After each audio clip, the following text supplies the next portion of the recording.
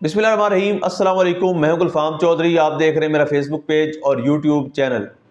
पाकिस्तान की सियासत में अहम तरीन डेवलपमेंट हो रही हैं और मुसलसल डेवलपमेंट्स मुतवक्के हैं।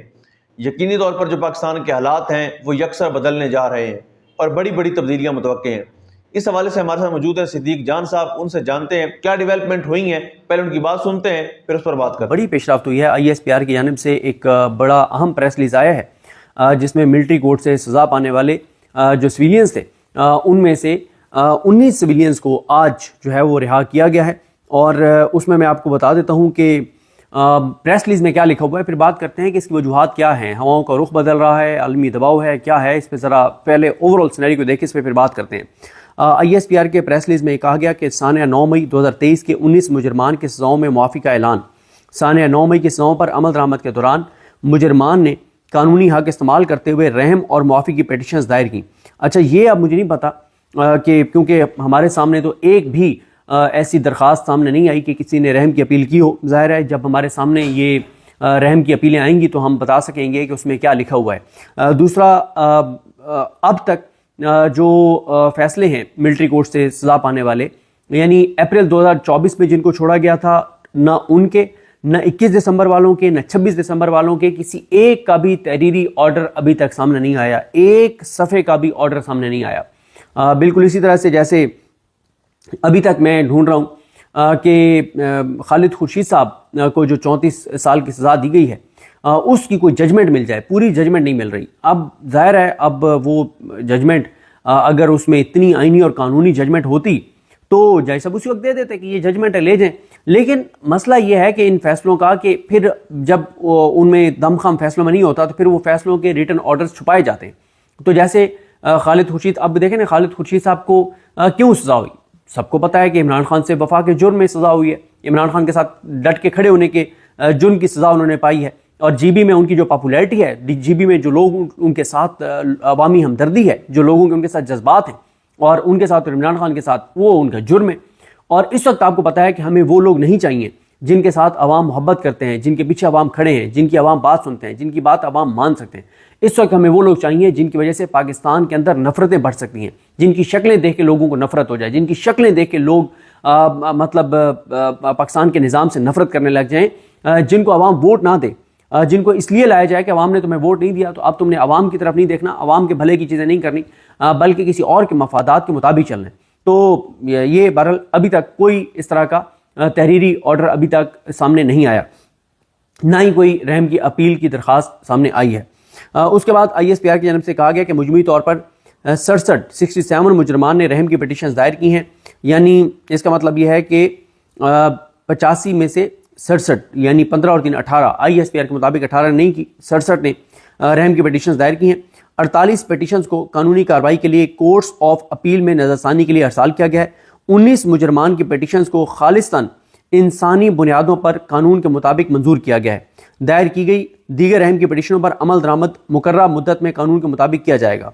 19 मुजरमान जिनकी सज़ाएं माफ़ की गई हैं उनके नाम मद्देनज़र झेल हैं। मैं नाम इसलिए लेना चाहता हूँ कि ये वो हीरोज़ हैं जिनके ऊपर बहुत जुल्म हुआ, जिन्होंने ये सज़ा भुगती है, जिन्होंने जो किसी की अनाह की भीड़ चढ़े हैं और जिन्होंने सेक्रीफाइस किया है, जिनके ख़ानदानों ने सेक्रीफाइस किया है, जिनके ख़ानदान बड़ी तकलीफ़, अजियत और कर्ब से गुजरे हैं।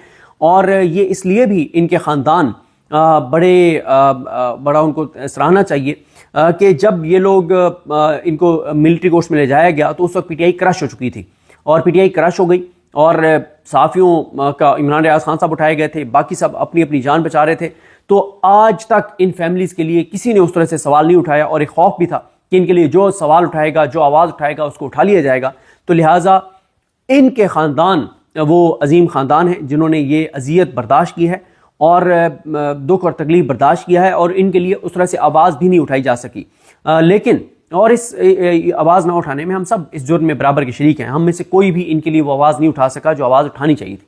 और साथ ही लेकिन एक बात है, ये जो 103 मिलिट्री कोर्ट्स में सिविलियंस गए थे, इनकी आने वाली नस्लों के लिए भी ये एक तारुफ है, एजाज़ है। वो बताएंगे कि जी वो जो वाक़या हुआ था उसमें हमारे अजीज़, हमारे फैमिली मेम्बर को उसमें उठाया गया था, तो लोग इनका एहतराम करेंगे। और आप देखेंगे कि जब ये लोग जो रिहा हुए हैं, जो बाकी लोग रिहा होंगे, ان کو اگلے 6-8 ماہ تک، سال تک لوگ ملنے آتے رہیں گے. یہ جہاں جہاں جا کے اپنا تعارف کرائیں گے تو لوگ ان کو کھڑے ہو کر ملیں گے، جھک کے ملیں گے، دونوں ہاتھوں سے لوگ ملیں گے، احترام سے ملیں گے، عقیدت سے لوگ ان کو ملیں گے کہ یہ وہ پاکستانی ہیں جن کو صرف ایک آپ سمجھیں کہ کیا کہیں کہ ایک دکھانے کے لیے کہ جی ہم نے مطلب ایک خوف پیدا کرنے کے لیے ان کو ملٹری کورٹس کے حوالے جو ہے وہ کیا گیا. تو یہ جو 19 نام ہے اس میں محمد ایاز ولد صاحبزادہ خان ہیں، سمیع اللہ ولد میر داد خان، لئیک احمد ولد منظور احمد، امجد علی ولد منظور احمد، یاسر نواز ولد امیر نواز خان، سعید عالم ولد معاذ اللہ خان، زاہد خان ولد محمد نبی، محمد سلیمان ولد سعید غنی جان، حمزہ شریف ولد محمد اعظم، محمد سلمان ولد زاہد نثار، اشعر بٹ ولد محمد ارشد بٹ، محمد وقاص ولد ملک محمد خلیل، سفیان ادریس ولد ادریس احمد، منیب احمد ولد نوید احمد بٹ، محمد احمد ولد محمد نذیر، محمد نواز ولد عبد الصمد، محمد علی ولد محمد بوٹا، محمد بلاول ولد منظور حسین، محمد الیاس ولد فضل حلیم. آگے ISPR کا پریس ریلیز کہتا ہے کہ ان مجرمان کو ضابطے کی کارروائی مکمل ہونے کے بعد رہا کیا جا رہا ہے. دیگر تمام مجرمان کے پاس بھی اپیل کرنے اور قانون اور آئین کے مطابق دیگر قانونی حقوق برقرار ہیں. سزاؤں کی معافی ہمارے منصفانہ قانونی عمل اور انصاف کی مضبوطی کا ثبوت ہے.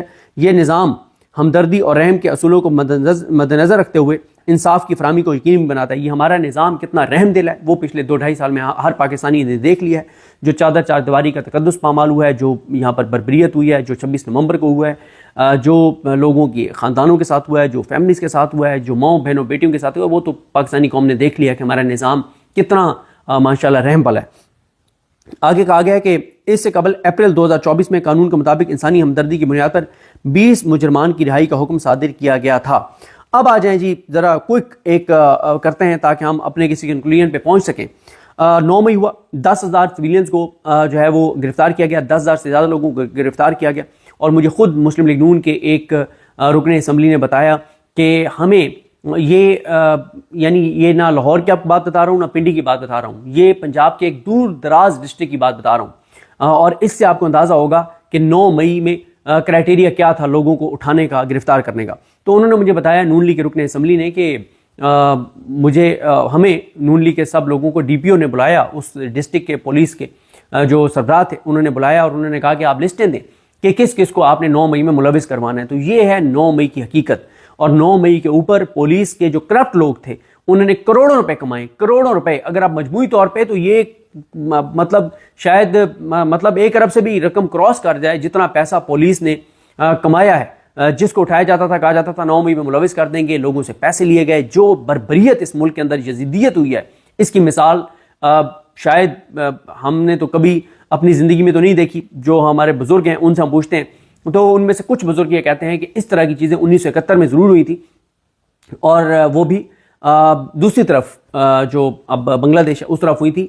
لیکن جو یہ خطہ ہے، جی بالکل جس طرح سے آپ نے صدیق جان صاحب کو سنا کہ آئندہ آنے والا جو ہفتہ ہے، یہ چند دن ہے، یہ پاکستان کی سیاست میں کتنے اہم ہیں، اور اس میں جو پاکستان کی سیاست ہے اس میں کتنی بڑی تبدیلیاں متوقع ہیں.